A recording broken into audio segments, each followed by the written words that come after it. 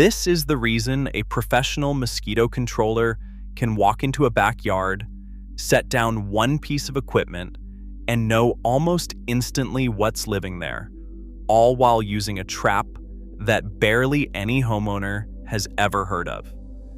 Over the next few minutes, you'll learn what that trap is, the strange chemical that baits it, and how a homemade version gets built out of nothing but sugar and yeast. I'm also going to level with you about whether it actually belongs in your yard, because that honest answer turns out to be the most useful part of the whole story. Keep one question in the back of your mind as we go, which is whether this trap solves your problem or quietly makes it worse. None of this clicks until you understand a single fact about how a mosquito finds you, because the entire trap runs on exploiting it. A mosquito never drifts around at random hoping to collide with a meal. She hunts in a sequence, and the very first thing she locks onto from long range is carbon dioxide, the CO2 you breathe out with every exhale. Detection happens through neurons on her mouthparts, the maxillary palps, and she can follow that plume across a real stretch of ground, somewhere in the range of 30 to 50 meters.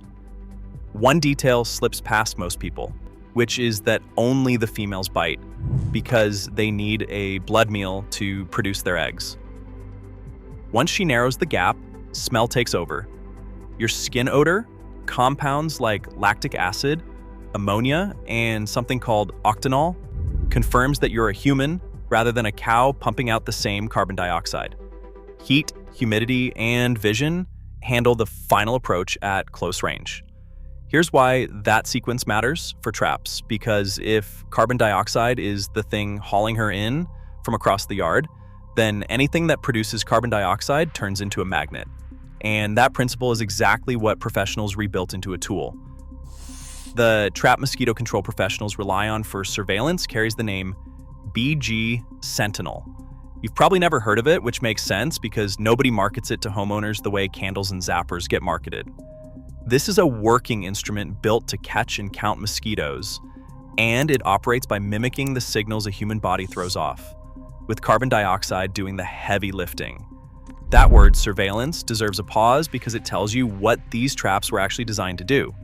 Professionals deploy CO2 baited traps to monitor an area, to learn which species are present and in what numbers, and that use is documented as effective in the Journal of the American Mosquito Control Association.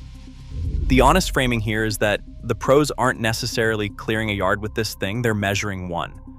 Hold on to that distinction, because we circle straight back to it. Now, for the part hardly anyone mentions, the lure itself. Alongside carbon dioxide, professionals sometimes bait these traps with octanol, that same skin odor compound your own body gives off.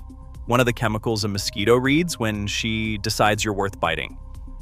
Researchers put it to work as bait. Here's the finding that reshapes the whole picture. In peer-reviewed work by Odwola and colleagues, published in Octotropica, researchers pitted carbon dioxide against octanol inside those BG Sentinel traps, and the result landed bluntly. Quoting them directly, the CO2 baited traps caught significantly more mosquitoes than octanol baited traps. Carbon dioxide, the very thing you produce every time you breathe, proved to be the stronger draw, which is what opens the door to a version you can build yourself, because you don't need a fancy chemical to make CO2.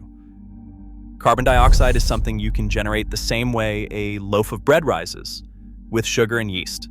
When yeast ferments sugar and water, it releases carbon dioxide, and that gas is precisely the long-range signal a mosquito hunts for. This isn't a folk rumor because researchers have used sugar-fermenting yeast as an organic source of carbon dioxide to attract mosquitoes, including the Anopheles mosquito that carries malaria, and they've swapped it in as a real substitute for industrial carbon dioxide inside professional traps. The research even hands you the recipe that performed best. In that same body of work, a yeast and sugar mixture, 5 grams of yeast to 280 grams of sugar in 300 milliliters of water, generated the highest volume of carbon dioxide. A separate study in the Malaria Journal clocked the yeast still producing an attractive amount of carbon dioxide for up to around 34 hours after mixing, so one batch keeps working for well over a day before it fizzles out. The research adds one more trick, which is that painting the trap black increases the catch, because mosquitoes gravitate toward dark surfaces. Picture a jar of fermenting sugar water, ideally dark-colored, quietly breathing out the one signal a mosquito can't ignore. By now, it sounds like a slam dunk, a professional principle rebuilt for pocket change, pumping out the exact chemical the pros proved works best. This is where I have to slow you down, because the honest answer runs more complicated than the setup suggests. Here's the problem, and it mirrors the exact flaw that sinks the backyard bug zapper. That trap keeps pumping out carbon dioxide, and carbon dioxide happens to be the signal that pulls mosquitoes toward your yard in the first place. Which means a homemade CO2 trap may lure more mosquitoes into your space than it ever kills. Running one could advertise your backyard to every mosquito in the neighborhood. A second issue stacks on top. A jar of fermenting yeast simply can't match the carbon dioxide output of a professional propane-powered CO2 trap, so the homemade version works at a real disadvantage from the very start. Evidence that any of these homemade traps actually cut the bites landing on you personally stays weak. Remember, the professionals run these for surveillance, for counting and monitoring, not as a frontline shield to protect a human being. That's the entire reason I kept telling you to hang on to that word, because the trap you've never heard of is a measuring instrument first, not a force field. Does that make the homemade trap useless? Not quite. Treat it as a fun experiment or as a way to monitor what's actually buzzing around your property, and just don't stake your whole summer on it. And definitely don't lean on it if disease is your real worry. For that, you want registered repellents and physical barriers, not a jar of sugar water. If you're going to spend energy anywhere, aim it at the part that breaks the cycle, the water where the next generation is being born.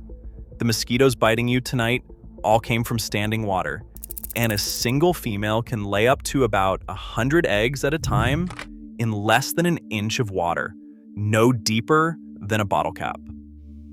Warm weather speeds it up, turning those eggs into biting adults in as little as 5 to 7 days.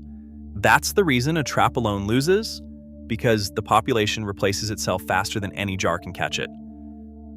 The free move here is what the CDC calls tip and toss.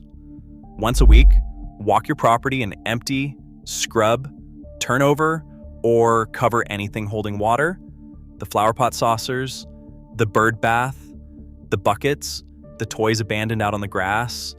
You're not repelling anything with this, you're erasing the entire next generation before it hatches.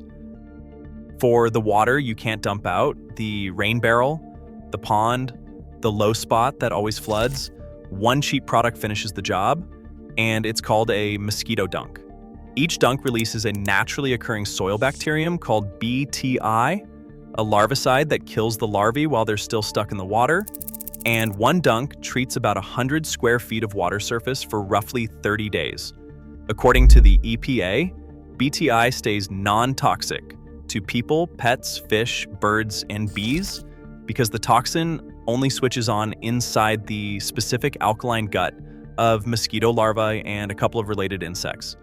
Mosquito control has leaned on it for more than 30 years with no documented resistance, and a 2013 study confirmed that all over again. The only rules are that it works solely in standing water and only on larvae, so you pair it with the tip and toss, and federal law keeps it out of drinking water reservoirs. Let's circle back to where we started.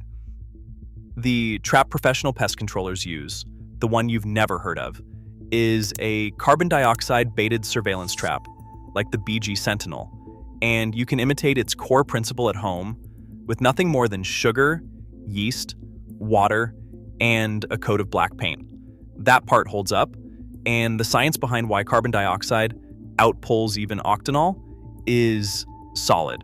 Here's the catch that changes everything, though. The pros use that trap to measure a mosquito problem, not to defeat one, and A homemade carbon dioxide emitter can just as easily invite more mosquitoes in as take them out.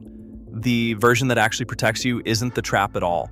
It's dumping the standing water for free and dropping a mosquito dunk into whatever you can't dump, so the next generation never gets off the ground. That's the real secret the pros operate on. The trap tells you the problem is there, but the water is where you actually win. If this helped, drop a comment with the mosquito hack you tried that never worked, because it points me toward what to dig into next. Stay bite-free out there, and I'll see you in the next one.